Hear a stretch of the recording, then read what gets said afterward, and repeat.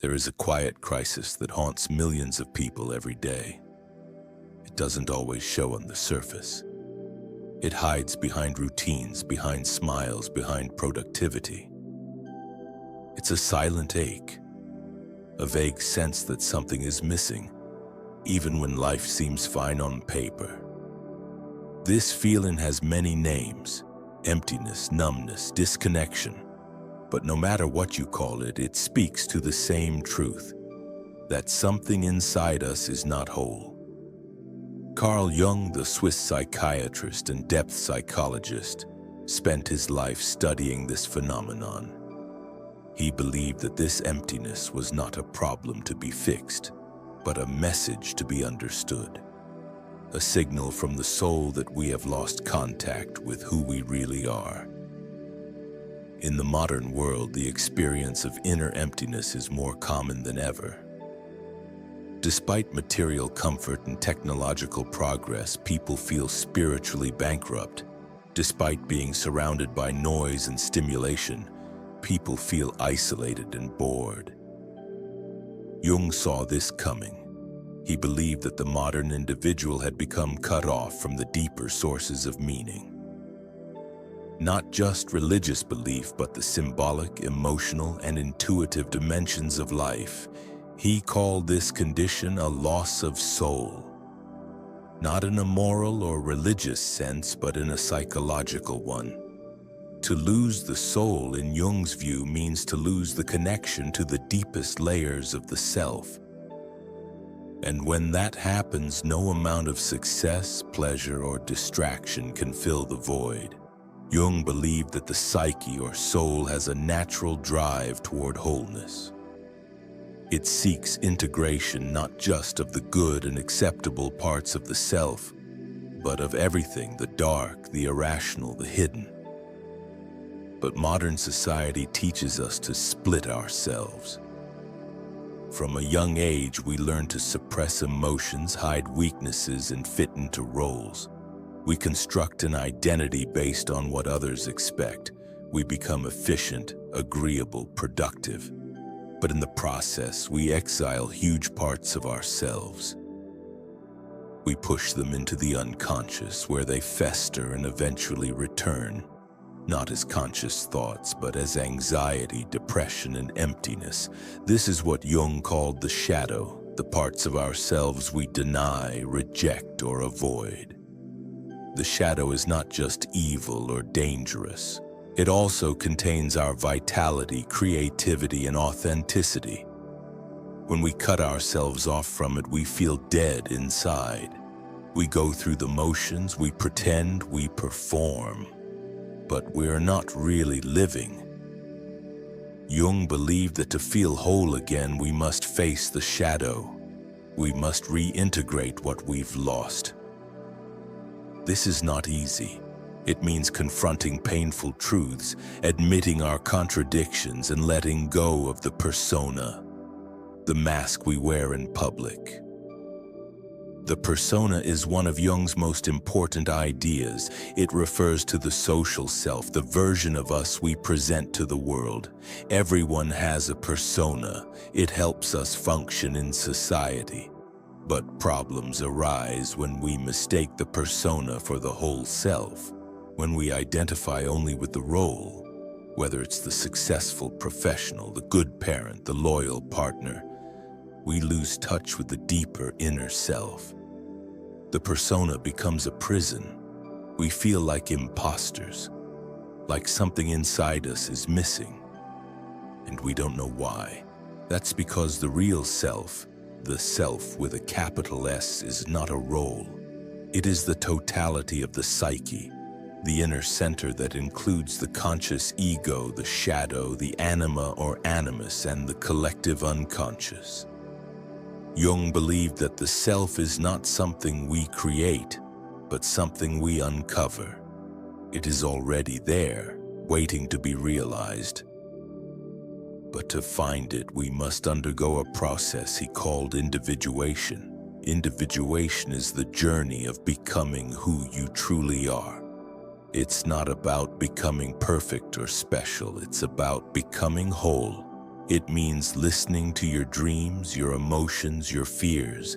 It means facing the parts of you that you've ignored or denied. It means reconciling opposites, reason and feeling, strength and vulnerability, light and shadow. Jung believed that emptiness is often the beginning of this process. It is the soul's cry for attention, a call to stop living on the surface and go inward. But instead of listening, most people try to fill the emptiness with external things. They chase achievement, money, status. They stay busy, consume media, buy things they don't need. They try to numb the void with addictions, alcohol, drugs, food, sex, work. But none of these bring lasting peace, because the emptiness is not out there, it is in here. It is the result of living a life that is disconnected from the inner truth. Jung warned that when we neglect the soul, we pay a price, not immediately but over time. The symptoms of this neglect are everywhere, in burnout, in loneliness, in the quiet despair of people who seem to have it all. Jung also saw how modern culture contributes to this emptiness. In our pursuit of science, rationality, and control, we have rejected mystery, intuition, and the symbolic life. We treat life as a problem to be solved rather than a mystery to be lived. We seek certainty and avoid ambiguity, but the soul speaks in symbols, not logic. It communicates through dreams, art, myths, and emotions. When we ignore this language, we lose access to a deeper kind of knowing. We become strangers to ourselves. One of Jung's central insights was that meaning is essential for psychological health. Not happiness, but meaning. Happiness is fleeting. It depends on circumstances. But meaning gives life depth. It makes suffering bearable. It connects us to something larger than the ego. Jung believed that meaning arises when we align with the deeper self, when we live in a way that is true to our inner nature. But to do that, we must first know what that nature is. And that requires turning inward, not outward. So how do we begin? Jung didn't offer quick fixes. He didn't give step-by-step instructions, because each person's journey is different. But he believed in the importance of paying attention to your dreams, your fantasies, your emotions. He encouraged people to write, to draw, to reflect, to ask deep questions. Not just what do I want, but what does the soul want? Not just what should I do, but who am I becoming? This kind of inquiry takes time. It takes honesty. It takes courage. But it is the only way to move from emptiness to wholeness. Jung believed that the unconscious is not our enemy. It is our guide. It holds the parts of us that have been forgotten, wounded, or never developed. When we approach it with respect and curiosity, it responds. It begins to speak, not with words, but with images, emotions, and intuitions. This is the beginning of healing. Not fixing a problem, but restoring connection. In Jung's view, the journey to the self is not a luxury. It is a necessity, because without it we drift. We adapt to the world, but we lose ourselves. We look successful, but feel hollow. We play roles, but forget who we are. And over time, this emptiness becomes unbearable. It leads to depression, addiction, even despair. But if we are willing to face it, not run from it, it can become the doorway to transformation.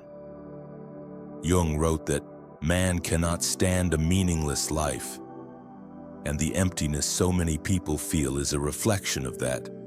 It is not a flaw, it is not weakness, it is a signal, a symptom, a summons. And if we listen, really listen, it can lead us back to what matters most. Not the ego's desires, but the soul's calling. This is why Jung's work is still so relevant today. because he didn't just treat symptoms, he looked for root causes. He asked the deeper questions. He saw that the modern crisis is not just economic or political or medical, it is spiritual. It is a crisis of meaning, of soul, of connection, and the only real cure is to reconnect with ourselves, with our unconscious, with the symbolic life. In the next part, we'll go deeper into what it means to reconnect with the soul. How do we work with dreams, symbols, and archetypes? What does the process of integration look like? And how can we move from numbness to aliveness, not by chasing pleasure, but by embracing the mystery of who we really are? To truly understand the root of emptiness through the lens of Carl Jung, we need to go deeper into the symbolic structures of the human psyche. Jung did not view the unconscious as a chaotic mess of random thoughts. He believed the unconscious has order and intelligence. It is the hidden architecture of the soul, and this structure is filled with symbols, universal patterns that have existed across cultures and history. Jung called these symbols archetypes. They are not just cultural ideas, they are psychological blueprints. They show up in myths, dreams, religions, and even popular stories. And they reveal to us the hidden forces shaping our lives.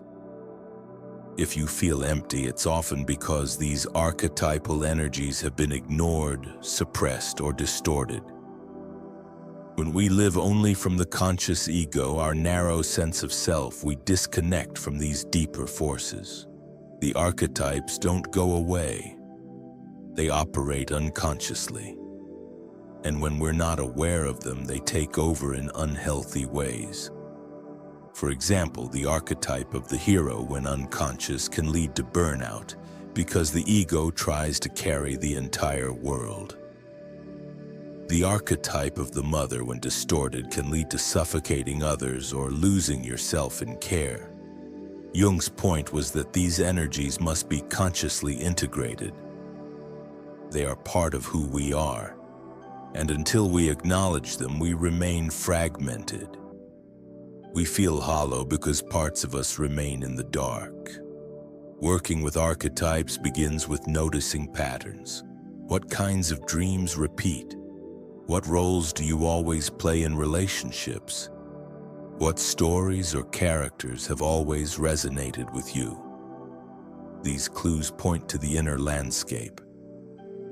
Jung encouraged people to explore their dreams not as puzzles to be solved, but as messages from the soul. Dreams are not random. They are symbolic expressions of the unconscious. A house in a dream might represent your inner world.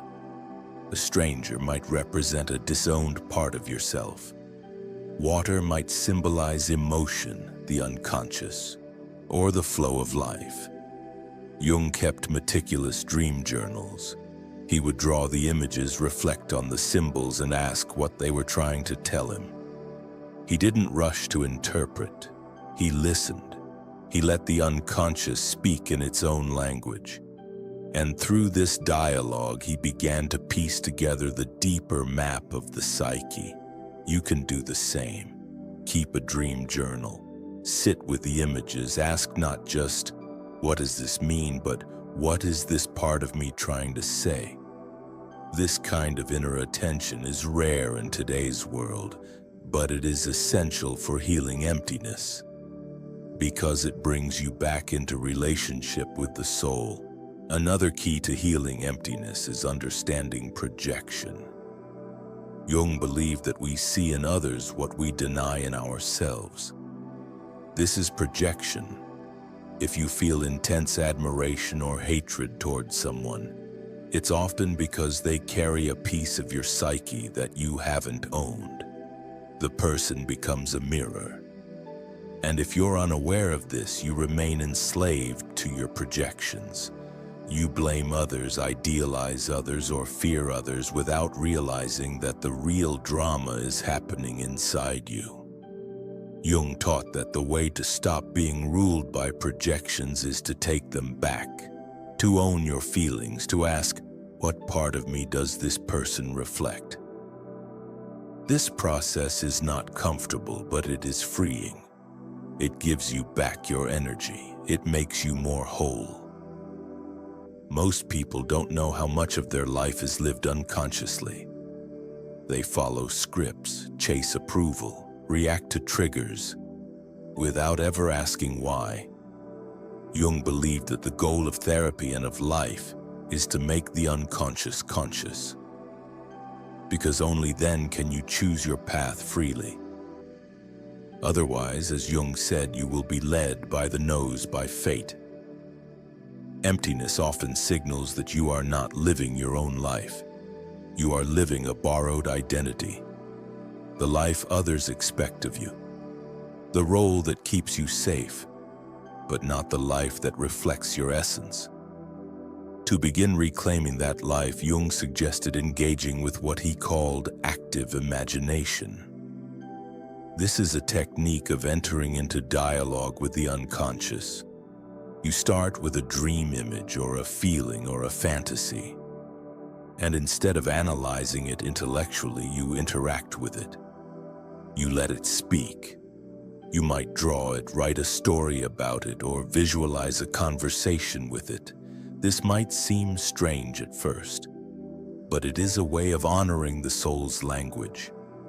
And through this creative dialogue, you begin to discover parts of yourself you never knew existed. This is what Jung meant by inner work. Not fixing yourself, but listening to yourself. Not becoming perfect, but becoming real. And that realness is the antidote to emptiness, because it reconnects you with your own depths. You begin to see that you are more than your thoughts, more than your roles, more than your past. You are a living mystery, and that mystery cannot be solved. It must be lived. This is where Jung's idea of the self becomes crucial. The self is not the ego. The ego is your conscious identity. It's the I you refer to in daily life. But the self is larger. It includes the unconscious. It includes the shadow, the archetypes, the anima or animus, and the total potential of your being. Jung believed that the self is the true center of the personality, and emptiness comes when the ego loses contact with that center. You feel empty not because something is wrong with you, but because you are disconnected from the source of your inner life. Reconnecting with the self does not mean inflating the ego. It means surrendering the ego, letting go of control, trusting the process. It means listening to your dreams, your longings, your pain. It means being honest about your desires, your fears, your contradictions. And it means accepting that you are not just one thing. You are many. You are a paradox. And embracing that paradox is the beginning of wisdom. This is why Jung's work remains so powerful, because he didn't offer easy answers. He invited people into the mystery.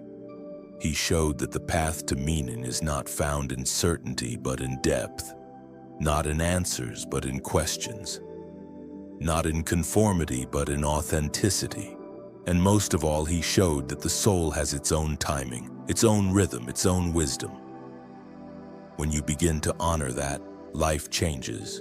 It may not become easier, but it becomes richer, more alive, more true. Emptiness in this view is not a curse. It is a threshold, a doorway, a beginning.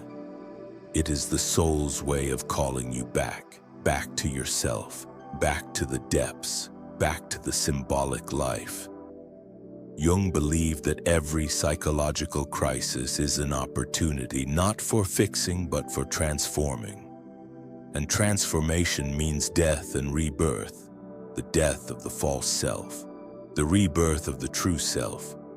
This is not a one-time event. It is a lifelong process, a spiral journey, a deepening into wholeness. So if you feel empty, don't panic, don't numb it, don't run from it. Listen. What is your soul trying to tell you? What parts of you have been exiled? What dreams have been forgotten? What symbols have lost their power? These are the questions that matter. Not how can I feel better, but what is the meaning of this feeling? Not how can I fix this, but what wants to emerge from this? These are the questions that begin to open the path. In the final part, we'll explore how this path unfolds over time. What does integration look like in everyday life? How do you live with symbolic awareness? What practices can help you stay connected to your soul? And how does Jung's vision of individuation offer not just personal healing, but hope for the world? In the final part of our exploration into Carl Jung's understanding of inner emptiness, we come to the question that matters most. What does healing actually look like? What does it mean to move from a state of inner disconnection to one of wholeness? Jung was clear, this is not about becoming someone else. It is not about reaching some ideal version of yourself. It is about becoming who you already are beneath the masks, the roles, and the fears. This process is called individuation, and it is not a destination. It is a lifelong journey, a spiral that brings us back to ourselves again and again, each time at a deeper level. Individuation is the gradual integration of the unconscious into conscious life. It is the process by which a person becomes an individual, a true, whole human being. This doesn't mean becoming isolated or self-absorbed. It means becoming centered. It means living from the self rather than from the ego. It means accepting all the parts of who you are, even the ones you've tried to ignore or reject. It means facing the shadow and making peace with it. It means reclaiming the lost parts of yourself, your creativity, your vulnerability, your inner wisdom. Jung believed that most people resist individuation because it threatens the ego. It challenges everything we've been taught to believe about who we are. It asks us to question our identity, our values, our goals. It disrupts our routines and forces us to feel things we'd rather avoid. But without this disruption, there can be no transformation. Emptiness is often the first sign that individuation is trying to begin. The soul is no longer willing to live according to someone else's script. It wants to speak. It wants to be heard. So how do we support this process in daily life? How do we make space for the soul in a world that rewards speed, noise, and surface appearances? The first step is to slow down, to create silence, to make room for reflection. This might mean journaling. It might mean therapy. It might mean walking alone in nature or sitting quietly with your thoughts. Whatever form it takes, it must involve turning inward. Because the answers you seek are not out there. They are inside, and they cannot be accessed through logic or willpower. They must be listened for. They must be invited. Dream work is one of the most powerful tools Jung recommended for this. Dreams are messages from the unconscious. They are not random, they are meaningful. They show us what the ego cannot see. They reveal conflicts, longings, wounds, and possibilities. By paying attention to dreams, by writing them down and reflecting on their symbols, we begin to develop a relationship with the unconscious. And that relationship brings guidance. It brings healing. It reconnects us with the parts of ourselves that we have forgotten. Another key practice is creative expression. Jung himself painted, sculpted, wrote poetry, and even built a tower by hand. He believed that the soul speaks through creativity, not for performance, not for approval, but as a form of dialogue. When you create something, whether it's a painting, a song, a journal entry, or a ritual, you are giving form to the unconscious. You are translating the invisible into the visible. And in doing so, you honor the mystery within you. You become more real, more alive. But individuation is not just an inner process. It has outer consequences. As you become more whole, you begin to live differently. You make different choices. You let go of roles that no longer fit. You stop pretending. You stop performing. You begin to speak from your center, not from your fear. You begin to value depth over appearance, truth over comfort. This can be challenging, it can disrupt relationships, it can bring loss, but it also brings freedom because you are no longer living someone else's life. You are living your own. This doesn't mean you no longer feel pain or emptiness. It means you relate to those feelings differently. You don't see them as problems to be eliminated. You see them as messages, as invitations, as part of the journey. Jung believed that suffering, when approached consciously, can deepen the soul. It can open the heart. It can connect us with the larger currents of life. And this connection is what we are truly longing for. Not constant happiness, not perfect peace, but depth, aliveness, meaning. Jung also believed that individuation has collective significance. It's not just about personal healing, it's about healing the world. Because when people are disconnected from themselves, they become disconnected from others. They project their inner conflicts onto the world. They create enemies. They fall into tribalism, fanaticism, and despair. But when people become whole, they bring that wholeness into their communities. They become more compassionate, more creative, more responsible. They stop blaming and start contributing. They live with integrity. They embody wisdom. This is why Jung saw individuation not as a luxury, but as a moral task, a spiritual obligation. The world does not need more perfection. It needs more authenticity. It needs more people who are willing to face their shadow, to listen to their soul, to live from their truth. This is how real change happens. Not from the top down, but from the inside out, one individual at a time, waking up to who they really are. So if you feel empty, if you feel lost, if you feel disconnected, know that this is not the end. It is a beginning, a sacred threshold, a call to adventure. The ego may resist it, the world may not understand it, but your soul knows. It knows that the path forward is not found in more achievement, more distraction, or more control. It is found in surrender, in listening, in remembering, in becoming. You do not need to fix yourself. You need to find yourself. You need to return to the source, to the self, to the center of your being that has always been there, quietly waiting for you to come home. Jung's life was a testament to this journey. He did not offer easy solutions, but he offered deep ones. And in a world that often feels shallow, that depth is a gift, a compass, a lifeline. The real reason you feel empty is not because you are broken. It's because you have been cut off from your soul, from your symbols, from your inner life. The cure is not out there.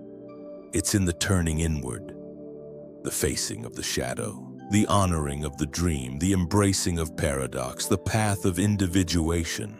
It is not easy, it is not fast, but it is real, it is true, and it is the only path that leads to wholeness. Carl Jung walked that path. And he left behind a map, not a set of answers, but a way of seeing, a way of being, a way of healing the deep hunger of the modern soul. This is your invitation, not to become someone else, but to become who you already are.